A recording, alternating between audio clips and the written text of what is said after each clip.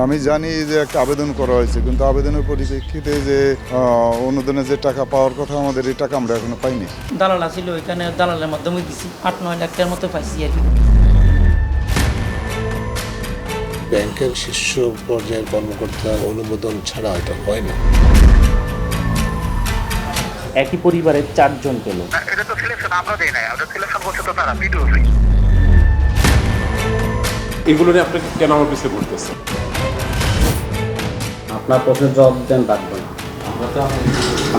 2-3বার উদ্বোধন করার পরেও সেটা চালু করতে পারেনি। এ বিষয়ে সেটা তদন্তের বিষয় আছে। প্রাণী সম্পদে হরিলুট দেখতে চোখ রাখুন 24 জুলাই শুক্রবার রাত 10টায় শুধুমাত্র দেশ টিভির পর্দায়।